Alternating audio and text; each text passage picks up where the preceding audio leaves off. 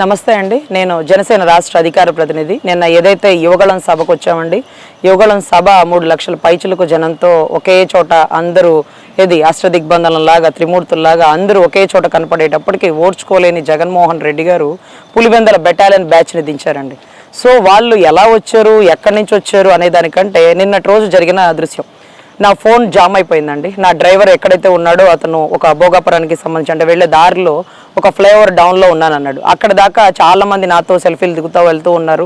సరే, అందరిని ఇబ్బంది పెట్టడం ఎందుకు, ఇక్కడ వరకే కదా మన అంటూ నడుచుకుంటూ వెళ్తున్న తరుణం అండి.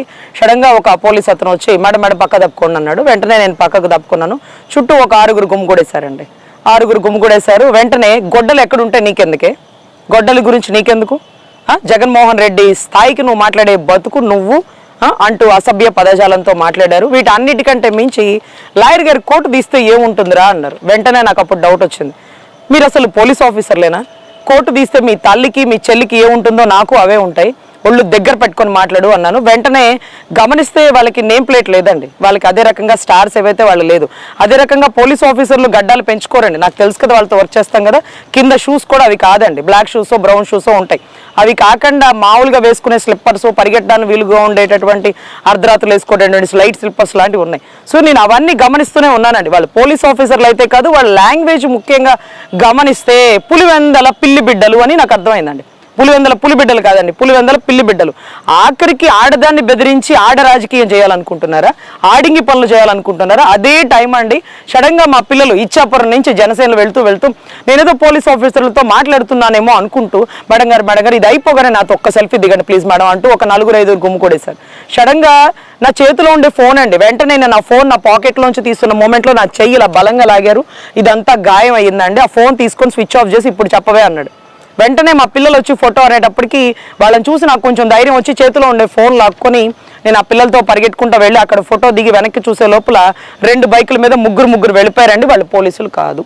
ఇదే పోలీసులని మేము ఇప్పుడే విజయనగరం పోలీస్ స్టేషన్కి వచ్చి, సార్ వాళ్ళు పోలీసులు కాదు దొంగలు, ఇలాగ వచ్చి పోలీస్ యూనిఫామ్ వేసుకొని వచ్చారు, మన బ్యాడ్జ్లు మన నేమ్ ప్లేట్లు ఏమీ లేవు సార్, వాళ్ళ క్యాప్లు కూడా లేవు సార్ అని కంప్లైంట్ ఇస్తుంటే సార్ చెప్తున్నారు, నిన్న మా కానిస్టేబుల్ ఫోన్ కూడా లాక్కొని ఇలాగే ఘటన చేశారమ్మా, వాళ్ళు 6 ఉన్నారు, ఇదే రకంగా మేము కూడా అది కంప్లైంట్ ఫైల్ చేస్తున్నాము, అతని మీద దాడి చేశారమ్మా అన్నాడు.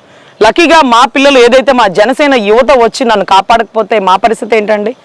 అంటే ఇలాగ మీరు యువగళాన్ని డిస్టర్బ్ చేయడానికి, జన సైనికులకి సంబంధించి ఏదో ఒక ఇబ్బందికర పరిస్థితులు నెలకొంచడానికి ఏదో ఒకటి చేయడానికి మీరు ప్లాన్ చేశారు కదా. అంటే చూసి ఓర్చుకోలేకపోతున్నారా?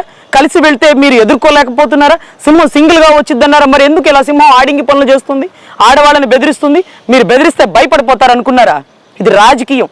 లోపలికి దిగేటప్పుడే ప్రతి ఒక్కడు చావుకి ఎదిరించి వెళ్తాడు. అయినా మీకు తెలుసు నా గురించి, దిశ ఎన్కౌంటర్లో ప్రాణాలకు తెగించి పనిచేసిందని ఇవాళ మీ ఉడత జాడింపులకి మీ బెదిరింపులకి భయపడతాననుకున్నారా? అదే క్షణం ఒక్క మాట నేను మా పిల్లలకి కనుక చెప్పుంటే మిమ్మల్ని ముక్కలు చేసేసి ఉండేవాళ్ళు. కానీ గొడవలు కరెక్ట్ కాదు, నువ్వు బెదిరించడానికి వచ్చావు, నీ పని అయిపోయింది, నువ్వు పేమెంట్ తీసుకున్నంతవరకే, బెదిరించావు వెళ్ళిపో, అది నీ డ్యూటీ. సో అంతకు మించి నిన్ను కొట్టించి వాళ్ళు కొట్టుకుని ఇదంతా గలాట కరెక్ట్ కాదు అని నేను వెనక్కి తిరిగే లోపల నువ్వు పారిపోయావు. అది నీ రాజకీయం. ఆడవాళ్ళ ముందు నిలవలేక 6 మగపిల్లలు చిన్న పిల్లలను చూసి నువ్వు పారిపోయిన పరిస్థితి. సో నువ్వు మమ్మల్ని బెదిరించే స్థాయి, మా నాయకుడి గురించి చాలా అసభ్యమైన మాటలు మాట్లాడావు. మీరు చాలా మంది మీరు ఎంత పేమెంట్ తీసుకున్నారో నాకైతే తెలియదు, కానీ ఈసారి జరగబోయే ఎలక్షన్స్లో సమాధానం అప్పుడు చెప్తాం. మీరు మాట్లాడిన ప్రతి మాటకి ఎలక్షన్ల గురించి, సీట్ల గురించి, మా నాయకుడి గురించి, మా రాజకీయం గురించి మీరు మాట్లాడారు. వీటన్నిటిని నేను మీడియా ముందు చెప్పను, ఓట్లతో సమాధానం చెప్తాం. మేమందరం యువత, ఆడవాళ్ళు, వీర మహిళలు, మా అన్న మాకు పెట్టింది మహిళలు కాదు, మేము పోవడానికే సిద్ధపడ్డాం, వీరత్వాన్ని చూపించుకుంటాం. సో దయచేసి ఈ ఉడత బెదిరింపులు, ఆడవాళ్ళు బెదిరించి మానేసి ఆడింగి రాజకీయాలు వదిలేసి దమ్ముగా ఎలక్షన్ చేయిస్తే చెయ్యండి, లేకపోతే మానేయండి. మా అధినాయకుడు చెప్పాడు, వైసీపీని ఓడిస్తున్నాం, టీడీపీ జనసేన కూటమితో ప్రభుత్వం ఫామ్ అవుతుంది అని. అదే మాట పక్క ఆ మాటను మీరు 10 సార్లు రిపీట్ చేసి మీరు ఏదో చేస్తున్నారన్నారు కదా.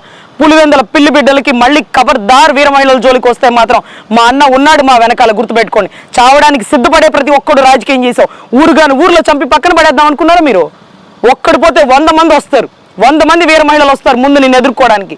దయచేసి ఈరోజు పోలీసుల మీద కూడా దాడి జరిగిందంట. ఎవరికి రక్షణ ఉంది రాష్ట్రంలో?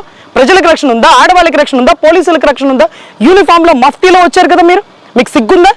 ఇదేనా మీరు ఎదుర్కొనే రాజకీయం? ఇదేనా పులివెందుల్లో ఉండే పనితీరు? సో దయచేసి ఈరోజు విజయనగరంలో యశస్విని గారి ఆధ్వర్యంలో ఇక్కడ ఉండే కోఆర్డినేటర్ సమక్షంలో నేను కంప్లైంట్ ఇవ్వడం జరిగిందండి. ఈ కంప్లైంట్కి మేమేం భయపడలేదండి, కానీ మీలాంటి వాళ్ళ వల్ల ఇంకెవ్వరూ ఇబ్బంది పడకుండా ఉండడం కోసం ఇచ్చిన కంప్లైంట్. ఇలాంటివన్నిటికీ ఎన్నిటికో మేము సిద్ధపడే వీర మహిళలుగా జన సైన్యంతో చేరడం జరిగిందండి. ధన్యవాదాలు.